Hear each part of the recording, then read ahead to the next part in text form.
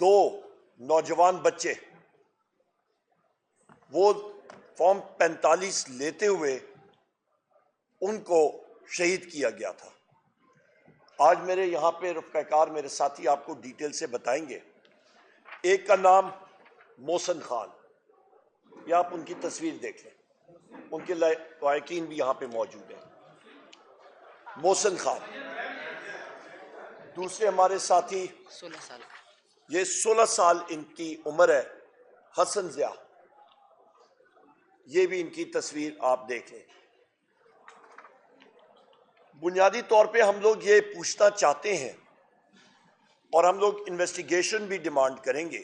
الحمدللہ کے پی میں ہماری حکومت بھی آئی ہے اور میں خود چیف منسٹر علی امین خان گنڈاپور سے یہ بات کروں گا کہ وہاں پہ ایک امپارشل انکوائری ہونی چاہیے، اور جو لوگ اس کے ان ساتھیوں کے قتل میں ملوث ہیں ان کو کیفر کردار تک پہنچایا جائے۔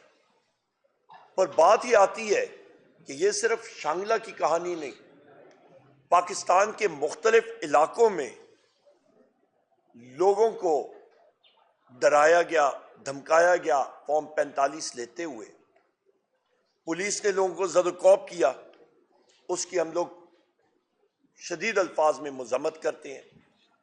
پاکستان تحریک انصاف کا معنی ہی وہ تحریک جو انصاف کی جستجو کرتی ہو۔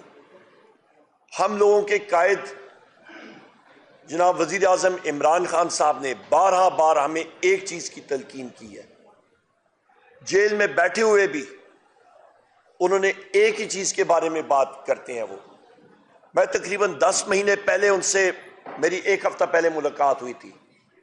سلام کے بعد انہوں نے سب سے پہلی چیز یہ کہی تھی کہ رول آف لا کے لیے ہم نے اپنی جد و جہد جاری رکھنی ہے۔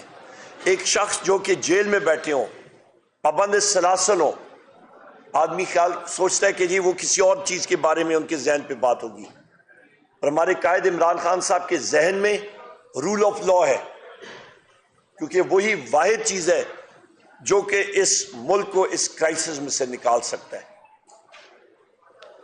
جس طرح کہ میں نے اپنی تقریر جو میں نے بحیثیت امیدوار وزیر اعظم کے قومی اسمبلی کے فلور پہ بھی کی تھی، آپ ساتھیوں نے سنی ہوگی، وہاں پہ بھی میں نے یہی کہا تھا کہ رول آف لا ہونا چاہیے، اور آج ان شہداء کی بات آج پریس کانفرنس پہ بھی کر رہے ہیں اور فلور آف دا ہاؤس پہ بھی ہوگی انشاءاللہ۔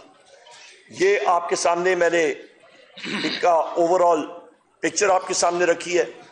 میں اپنی بہن جناب شندانہ گلزار صاحبہ ممبر قومی اسمبلی پشاور سے ان کو درخواست کروں گا کہ وہ اس کے بارے میں آپ کو مزید ڈیٹیلز دیں، اور پھر ہمارے ایم پی اے صاحبان ہیں اور یہاں پہ ہمارے باقی ساتھی ہیں۔ اوور ٹو یو شندانہ صاحب۔